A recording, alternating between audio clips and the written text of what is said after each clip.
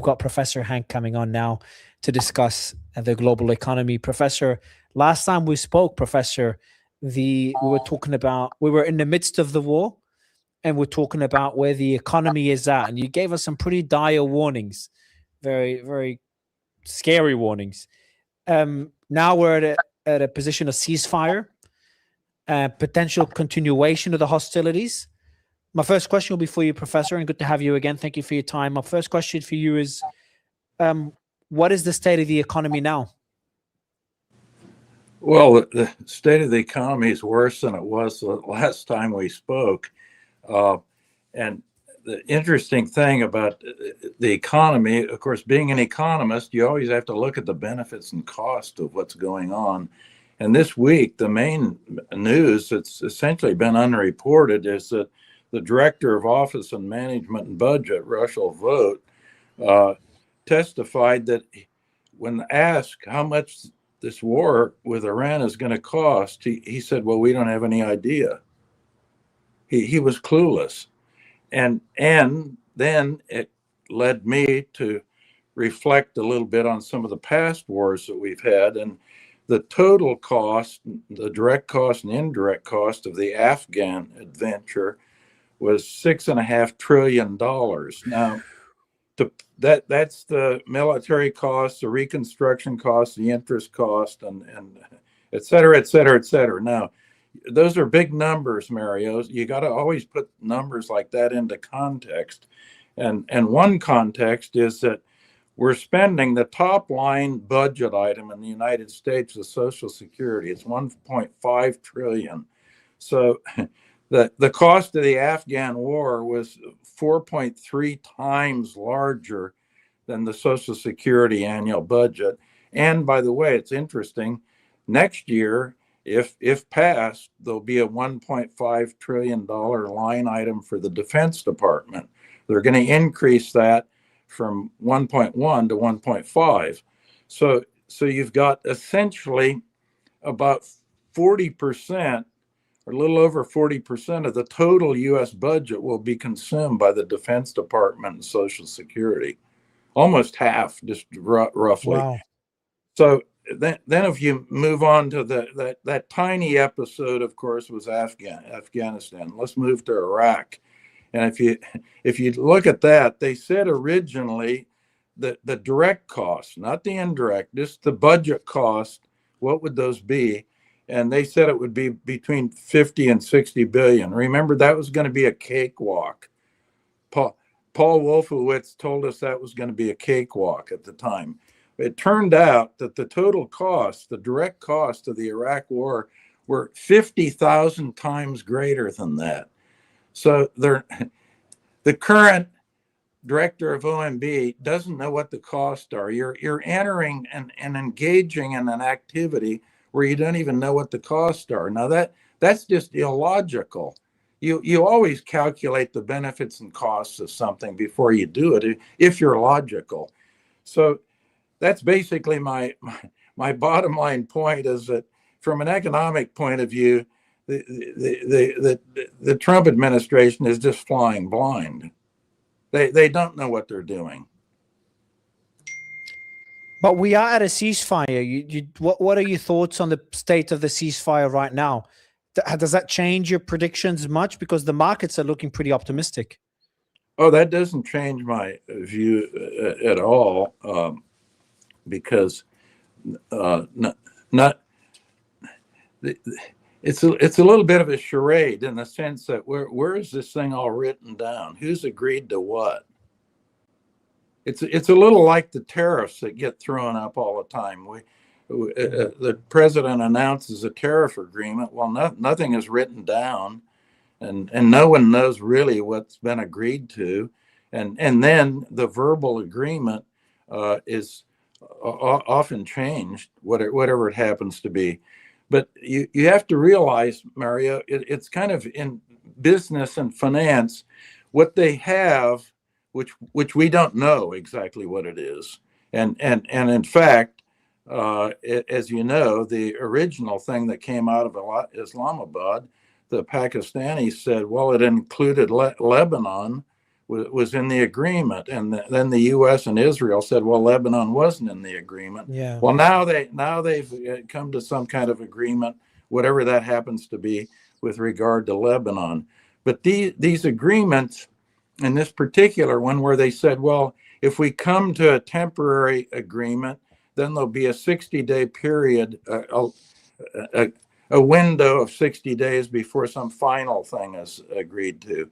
So the starting agreement, if it was actually a real agreement, would be like a memorandum of understanding in the corporate world. And everyone knows that those aren't worth the paper they're printed on. Memorandums of understanding are Not broken legally binding. all the time. They're not legally binding and always broken. And even you have to remember also that we have a big spoiler in the game, and that's Israel. And Israel has a propensity to break all these agreements and basically do whatever they want to, because they're operating in a state of anomie, of lawlessness. So whatever the U.S. agrees to with Iran probably won't come over the finish line in that 60-day period, because there'll be a high probability of sabotage of that by Israel. But even if it does go over the finish line, I think it's going to be shall we say, a tenuous agreement. Plus the fact 60 days, Mario, let's put this thing. When you listen to Trump, you have a situation where you're listening to somebody who's rambling, incoherent, and delusional most of the time. So it's a little hard to get a grasp on reality. And according to the president, it's over. It's a done deal, and that's the end of it. And that's what the markets have reacted to. And then we've got this 60-day period before it's really over, signed, sealed, and delivered, and so forth. To put that into context, you know how long it took Henry Kissinger to negotiate the end of the Vietnam War? 4 years. He was commuting to Paris and the Hotel Lutetia in Paris for 4 years. And they're going to wind this thing up. I mean, it's not going to happen. I made a prediction that the best thing Trump could do, that was about 2 weeks ago, the best thing Trump could do is just walk away. He doesn't really need a deal. Trump stops attacking Iran, Iran stops attacking the US, and the rest of the world has to figure out the Strait of Hormuz. That's also a possibility that if they cannot reach a deal, Trump doesn't want to go back into the war because of the reasons that you've outlined in this interview that we're going to talk about, but in the last interview, about the horrendous economic ramifications that would unfold. So based on that, can't Trump walk away, Professor? Well, the point is he's put a blockade on that it's even causing more damage and creating more enemies around the world. But you've got right now this war. By the way, I agree with you about the walk away.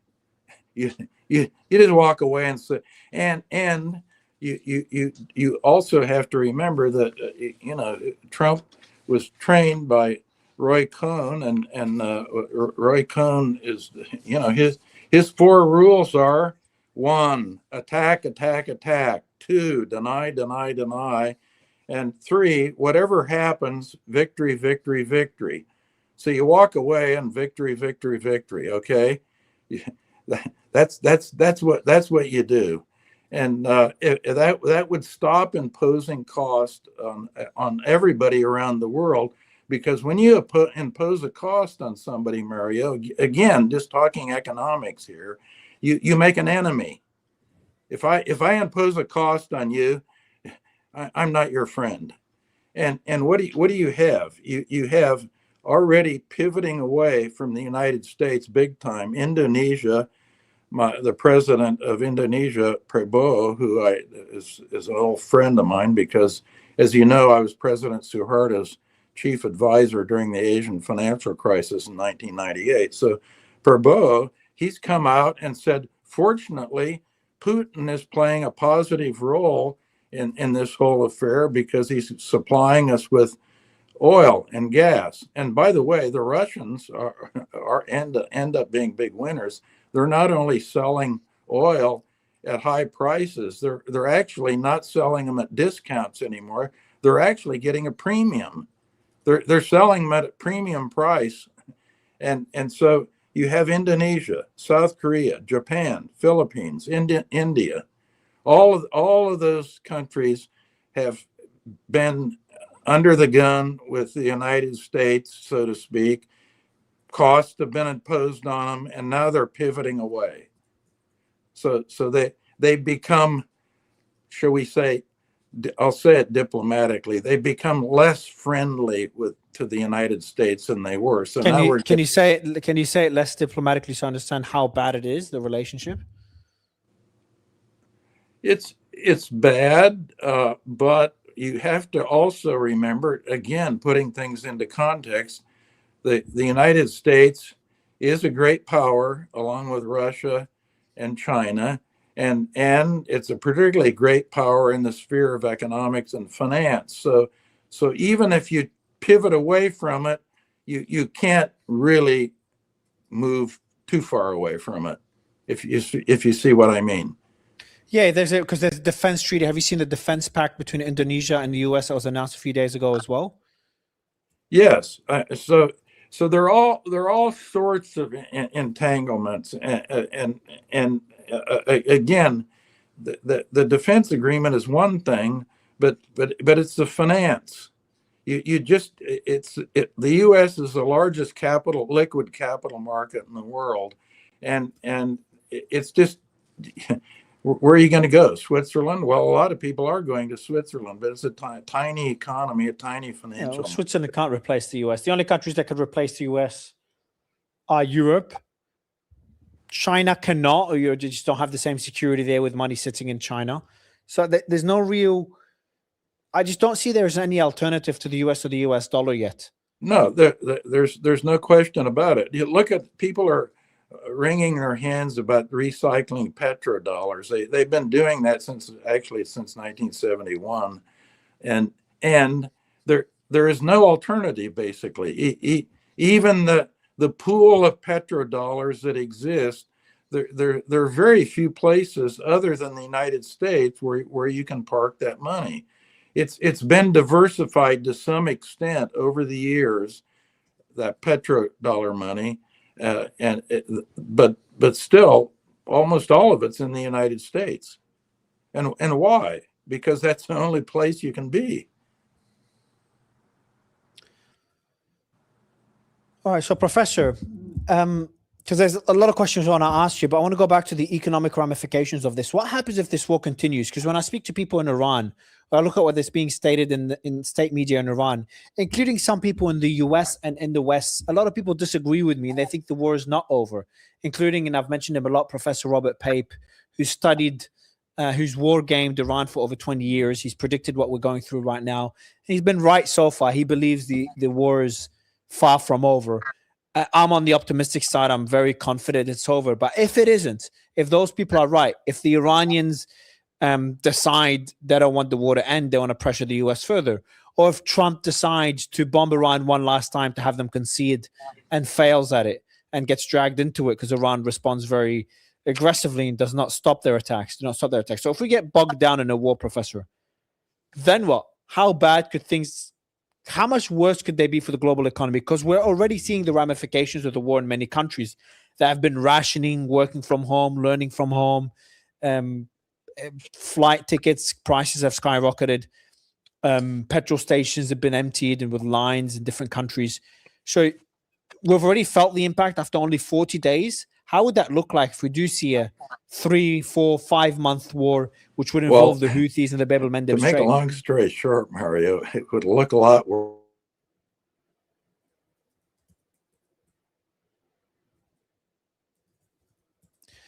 Yeah, I think the professor just cut everyone, so we'll be sorting his internet right now. He's just backstage, but I'll be asking him mainly on how the economy would look like. And the answers, he was already saying it will be a lot worse than what we're seeing right now, and it could. We really haven't seen the economic ramifications of this war. I don't think people really understand how much worse it can get unless you're really following closely, from the price of food to the price of just going on a holiday or travel in general, to the price of the electronic devices. Not only prices, the shortages of electronic devices like your phones. Be asking the professor about it in a bit. In the meantime, let me just give you guys an update on the latest developments when it comes to news while the professor comes up. Should take a few seconds. So I'll give you an update on the blockade by the US. The US ups the ante. It's now reportedly hunting Iranian-linked ships anywhere on Earth. 15 plus warships, 10,000 troops ordered aboard and seized vessels carrying sanctioned cargo, no matter where they sail. So, Professor, how much worse could it get? Okay, well, Mario, we just blacked out, as you saw. I think that might be a good way to summarize what would happen if it continued. So it would obviously get a lot worse. Exactly how much worse, I don't know, but it would go from bad to very, very bad. And we probably would see those numbers drop down. The World Economic Outlook came out with the IMF last week, and they dropped the growth rate down from world growth down from 3.4 to 3.1, given the current situation. But that number, if it would continue, the war really would continue. My guess is that number would go pretty close to zero, or maybe even negative. It would just be a cataclysmic thing that would happen. But looking at maybe how to get out of it, I do think that one thing for sure, and I think the way everyone's going to have to swallow this, if there's some kind of agreement with the Iranians, there'll have to be something like an international conference, to something like the Montreux Convention of 1936 that settled the Dardanelles and allowed Turkey to have essentially the sovereign rights over the Bosphorus and the Dardanelles, and Turkey manages it.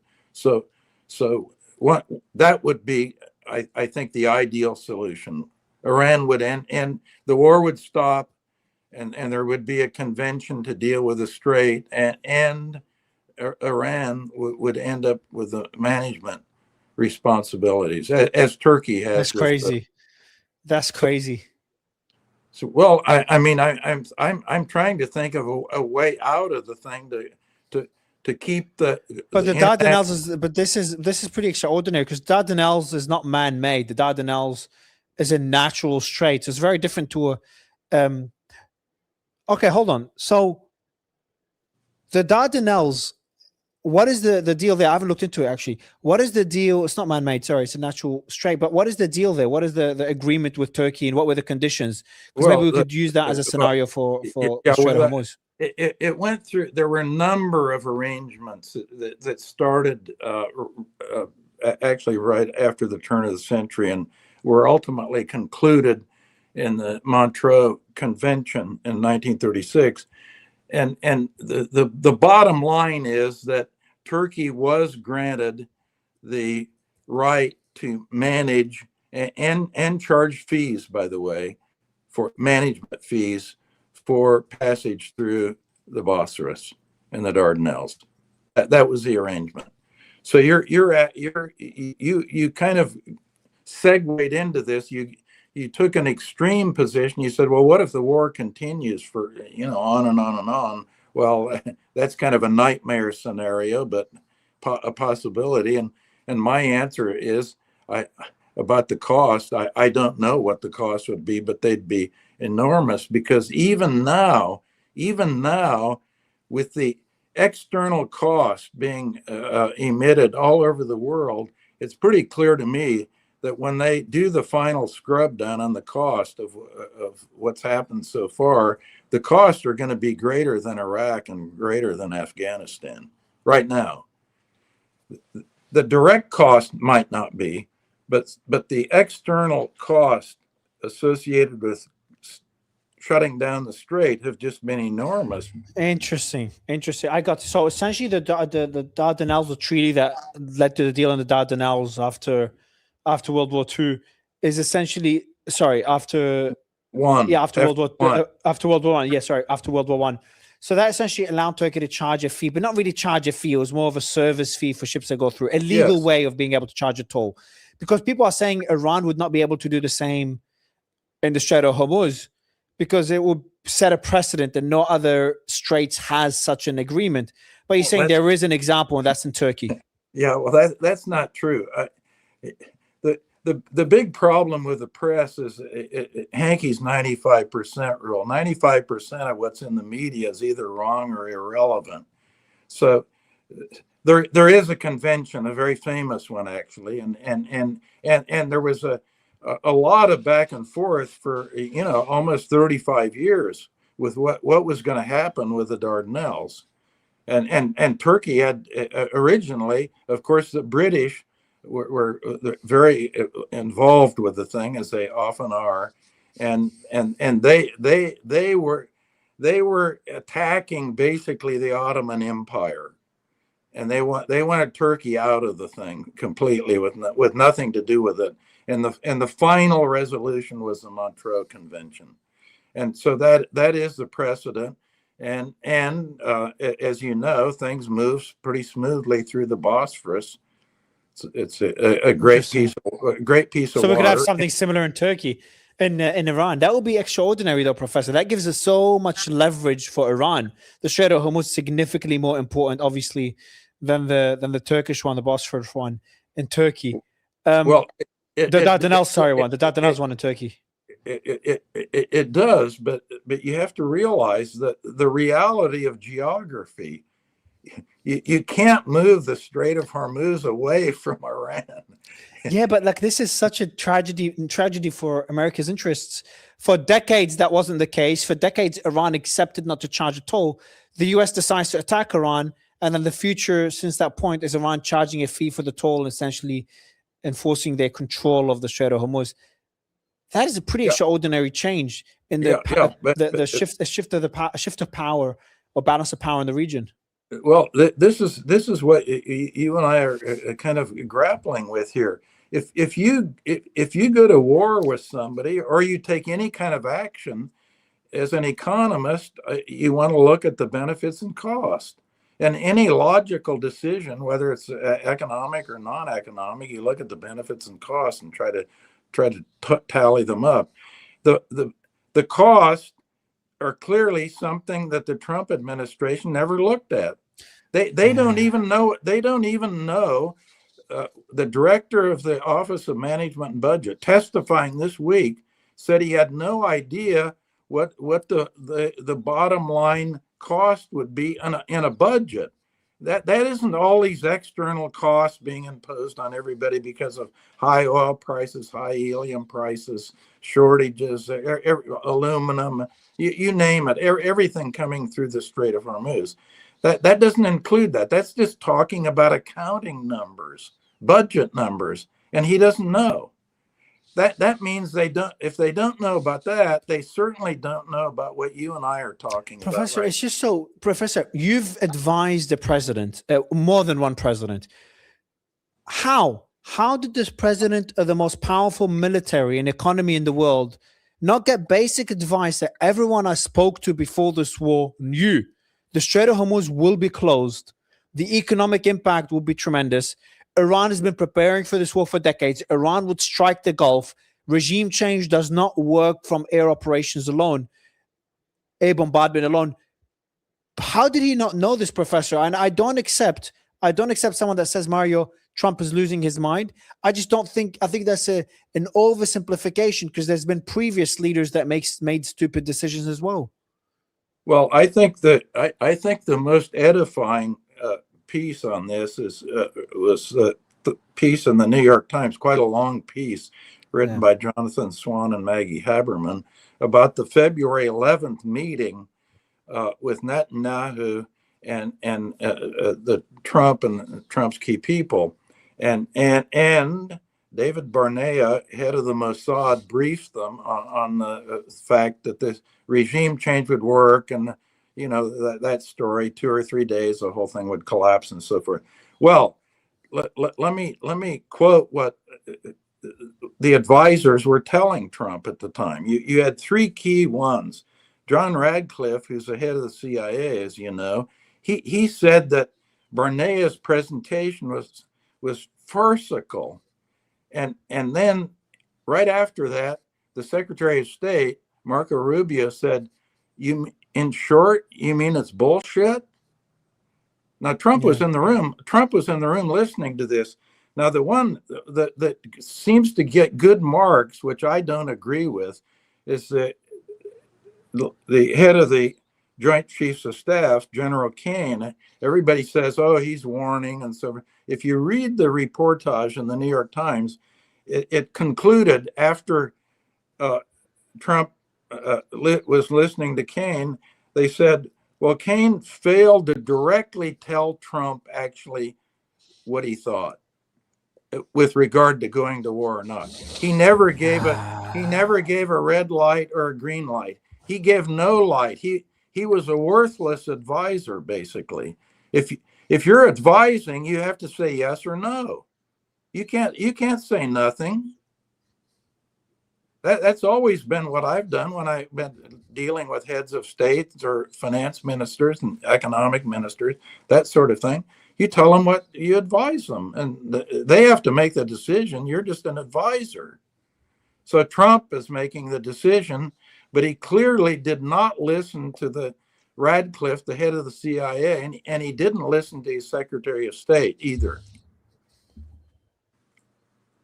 Those are quotes, by the way, in the New York Times. They're not me paraphrasing something. So so Professor, how's the world gonna look like with Iran controlling the Strait of Hormuz? I think the ramifications of this are gonna be felt for decades. You've got just a new superpower, one that is aligned with China, one that controls one of the most powerful choke points in the world, that has more control than the entire Gulf combined, at least for now. Well, let's go back to the Montreux Convention. The Bosphorus, the Turks manage that very well. I can't recall any particular incidents. Maybe there have been. I haven't looked and done due diligence to see if there's ever been some kind of fracas on the Bosphorus. But I've watched ships going through there because we have good friends that live on the Bosphorus, and that's where we stay when we're in Istanbul. So they go up and down through there without any problem, and they pay a fee to Turkey. Yeah, but these are the Strait, the Bosphorus Strait is in Turkish territory. There's no other country that has real access to it. You just go straight through Turkey. And I've stayed in hotels right next to the Bosphorus Strait. You could see it from the hotel. You've got the bridges over it from the European to the Asian side. So that's very different to the Strait of Hormuz, which has, a lot of Gulf countries use it. It's got a lot of countries share borders, mainly Oman and Iran, but other countries share borders in the Persian Sea. So from a geographic perspective, it's in a very different position to the Bosphorus Straits. Well, I don't agree. You've got all the countries on the Black Sea that they're trapped if they can't go through the Bosphorus. So you got Bulgaria, Romania, Ukraine, Russia, Georgia. What's the? I don't know what the difference. I mean, those would be like the Gulf states. All those surround the Black Sea is essentially like the Persian Gulf. I mean, it's a body of water surrounded by other countries, and there's only one way to get in and out, the Bosphorus.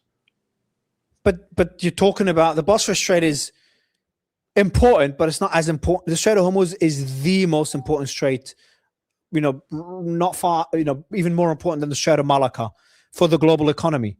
So I'm not saying it's legally not feasible. You've given an example where it is feasible legally. It's been done before. There is a precedent. But what I'm saying, the repercussions are pretty significant. I agree. They're very, very significant. We now, to everyone's surprise, they say, God, we didn't realize a third of the world's fertilizer comes through the Strait. 20% of the oil. I think about 50% of the helium. We have a huge amount of aluminum. All kinds of other things coming through there. So it is, from an economic point of view, very significant. Now, whether the value, My guess is, and this is without again doing due diligence, my guess is your assertion is probably correct.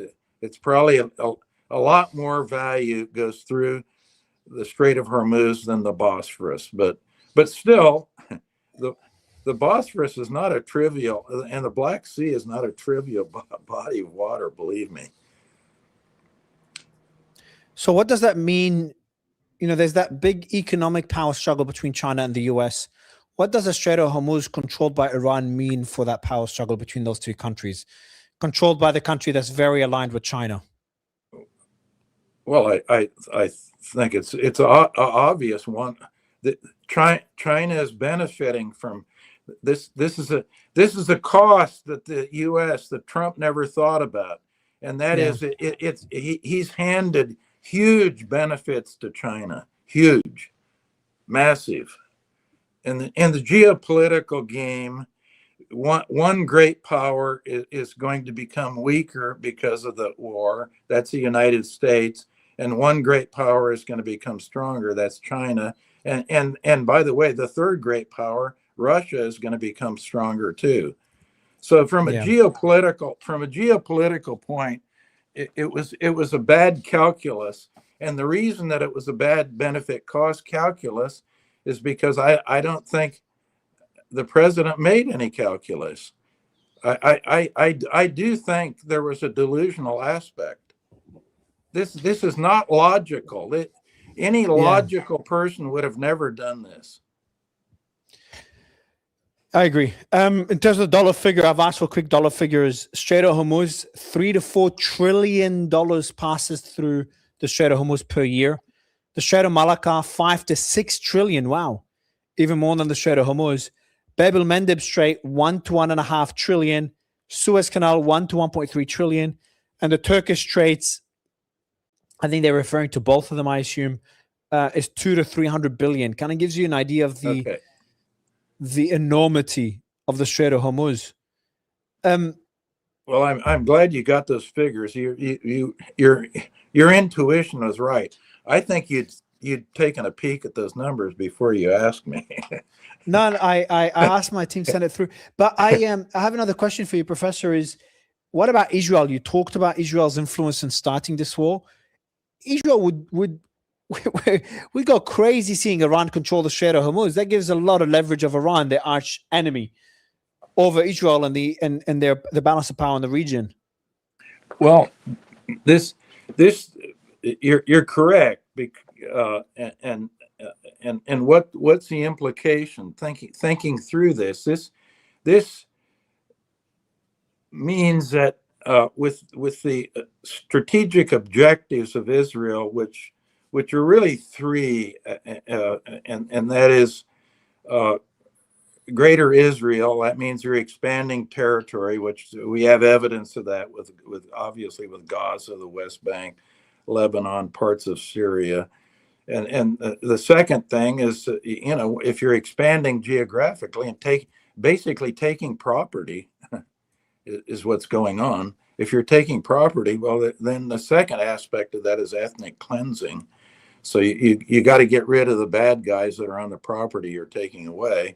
And then the third aspect is that around the borders of that new territory that you've taken, you've got to make all those countries as weak as you possibly can, in whatever method you can do it. So if that's the idea and strategy, and it doesn't change, that means that the scenario where you'd have a Montreux agreement or convention with Iran managing the Strait, I think would be unacceptable to Israel. But do you agree with my analysis, but kind of my observation that the tide is shifting against Israel, and we might even see Trump turn on Israel? I think Trump will be pretty upset he was dragged into this war. Does Israel really have much of a say now in what happens with Iran? Because the US need to put their own interests ahead of Israel now, because this is a pretty significant hole they've dug themselves into. To get out of that hole, they really need to make decisions in America's best interest, which includes doing business with Iran. Iran having a toll booth at the Strait of Hormuz doesn't really impact American strategic interests. It does, but a lot less than countries that have to pay the toll: Asia, Europe to a lesser extent, China, and obviously Israel. Well, and the Gulf. So the first point is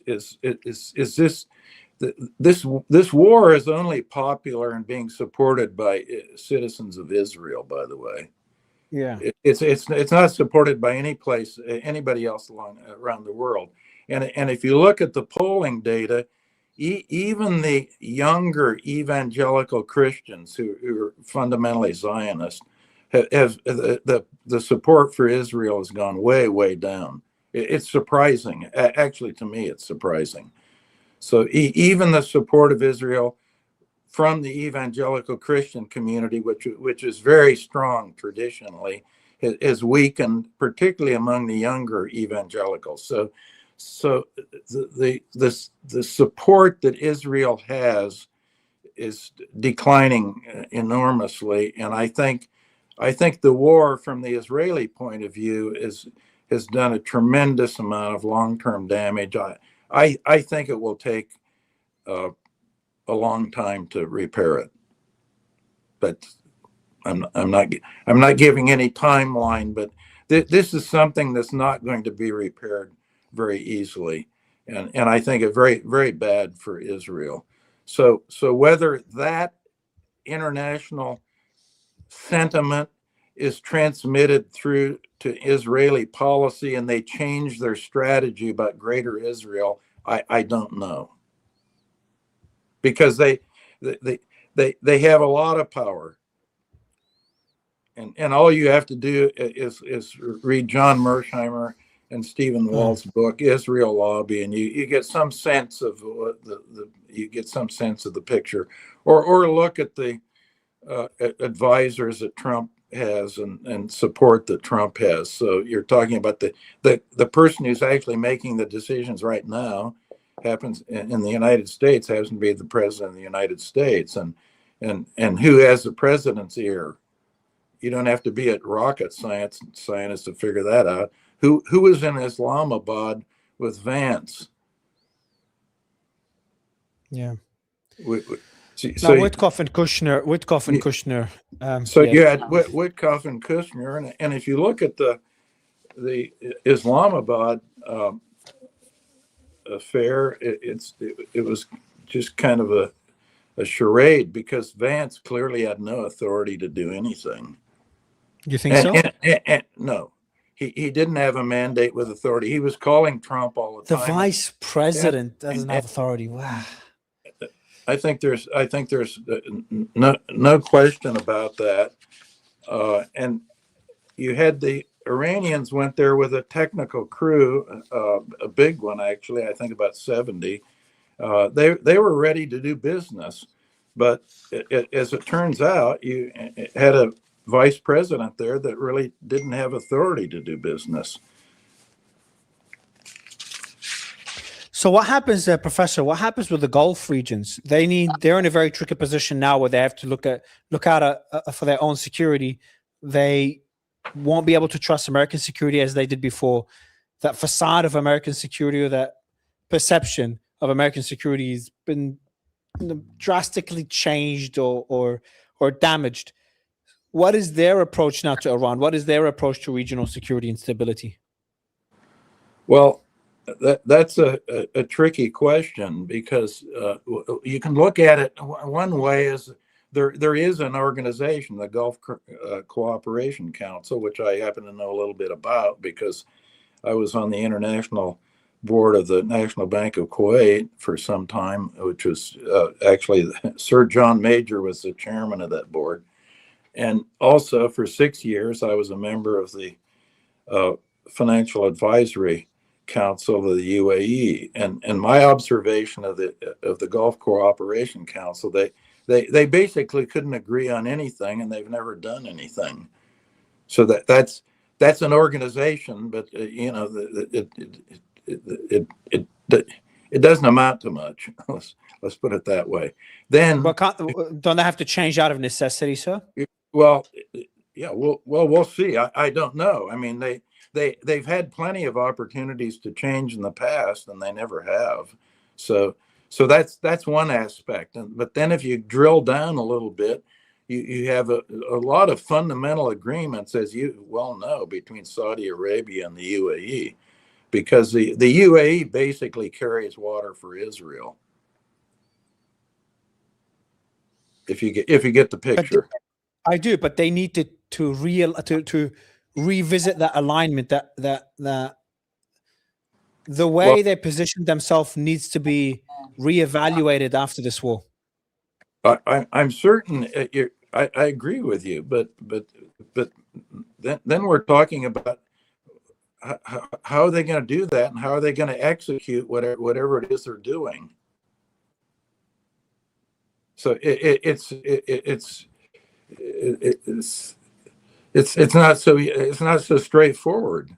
I mean, we'd be on here for hours talking about different scenarios that could pop up, and that's one problem with talking about this and kind of speculating about what might happen, because all of these things, even the economics, if you look at the range of things that organizations like the IMF look at, it's so wide, the fan. It goes from bad to very bad to very, very bad to dark.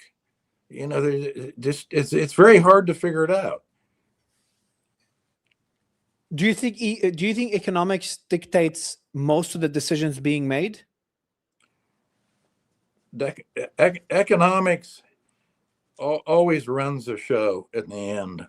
Exactly, because that leads to my next question. It was a bit of a bait, Professor. Based on if you put economics first, what would you expect the various parties? What decisions do you expect them to eventually make?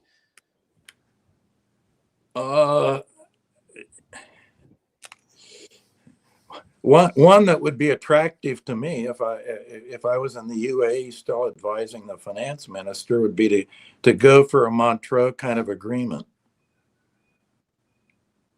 because their interest is to keep that strait open and free.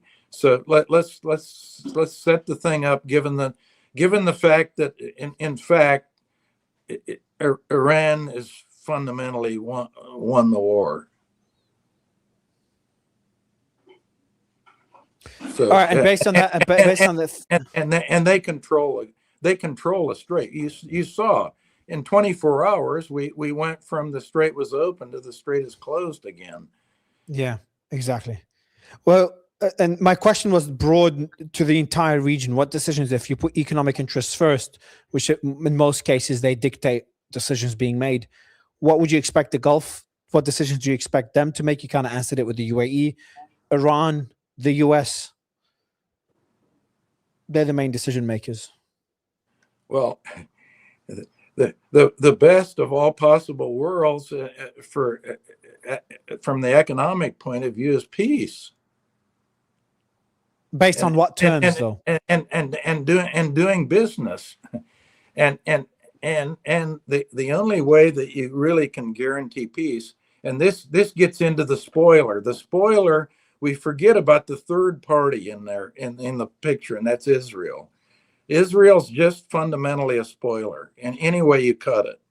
So, but that aside, the way to have peace, which is articulated very clear to me by one of my old professors, very famous professor, Kenneth E. Boulding, who actually was the originator of serious studies on peace research. And that is, if you can agree on boundaries and sovereignty, point number one, and all other countries agree that they're not going to meddle in other countries' internal business, you have peace. Those are the two. If you have those two conditions being met, you always have peace. And Israel's meeting neither of them. Yeah, and so when you think about those two conditions in the Middle East, number one, you're not going to get them because Israel wants to expand the borders. So that's one condition that's out. And we know also that they have intelligence agents in every one of these Middle Eastern countries stirring things up and keeping things destabilized so they can keep them weak. So you'd have to get rid of both of those things.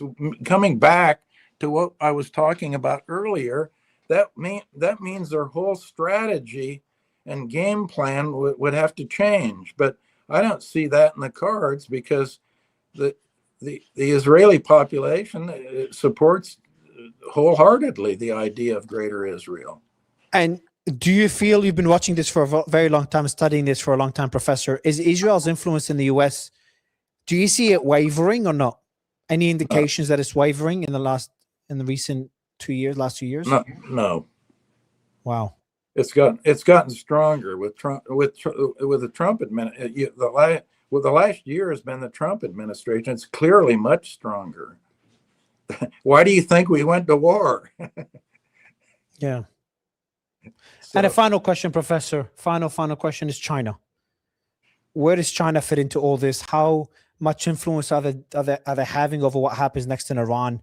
And how much are they benefiting out of all this long term? I think they're benefiting enormously long term. That's one aspect. The other aspect is they basically have all, to use Trump's phraseology, that China really has all the cards, and that's why the evidence to this, that's why Trump's backed off of China. You notice he's going to see Chairman Xi in a month. That'll be an interesting meeting. But fundamentally, Trump does not, or his rhetoric vis-a-vis China, if you've noticed this, remember when the tariff man came in and was pounding away on China and so forth, and backed off,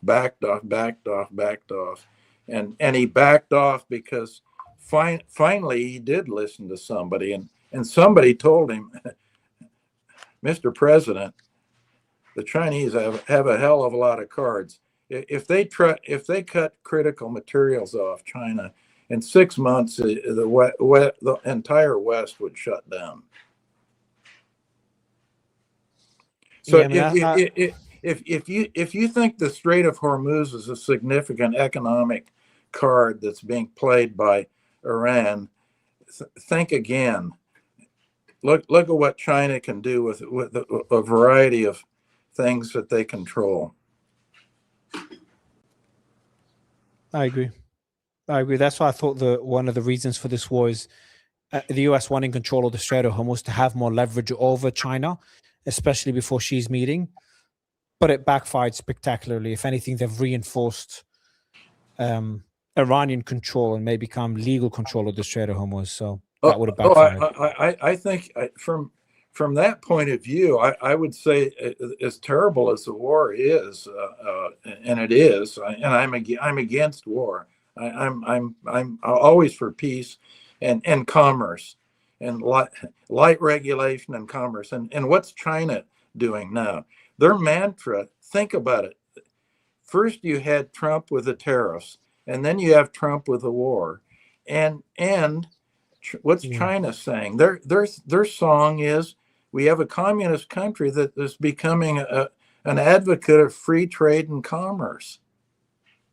It's a little like Deng's 1979 December speech when he opened China up. So you know, I think China has just gained tremendously, and the power shift towards BRICS is very great, because you've got India, China, and Russia, and the BRICS countries. The pivot is away from the United States, but you have to be very careful when I say the pivot's away. It's at the margin, because the U.S. is a great power, the greatest economic power, the greatest capital market, the greatest currency, and you simply cannot get away from it. End of story. But at the margin, you can peel away a little bit, and that is a negative for the United States, and it's a positive for China, a positive for Russia, positive for India. From the geopolitical point of view, they're gaining friends all of a sudden. As I said, and the president of Indonesia has come out patting Putin on the back. Probo said Putin's doing a great job during this war crisis and helping everybody. Yeah, but that's because the US has given a moratorium on sanctions on Russian oil. So the US has allowed Russian oil to be exported to all these countries to ease up on the pressure. That's true. And they've extended yesterday, the Russian. They just extended it. So which gets to another point. I'm against sanctions or anything that interferes with free trade, and I think one benefit of the war is that I do think the international sanctions regime is starting to come unwound, and that's a good thing, not a bad thing. Even for the US, a good thing for the US. They use a lot of leverage, a big tool. It's a good thing for everybody. Sanctions are unambiguously negative. They never have worked. There's a huge academic literature on this, Mario. Sanctions are for losers. As the late Senator Daniel Patrick Moynihan said, sanctions are for losers.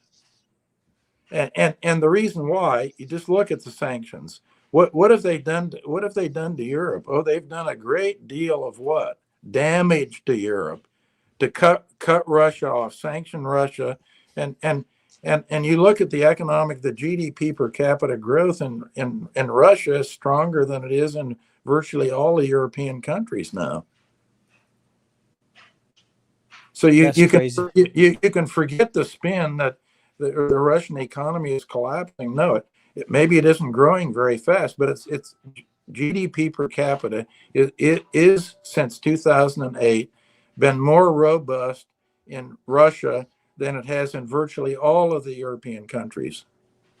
But there's examples of where sanctions have worked, Professor. Like Libya is a good example where they gave up on their nuclear program after a decade of sanctions. So there's examples where it could work, but it's also being abused. All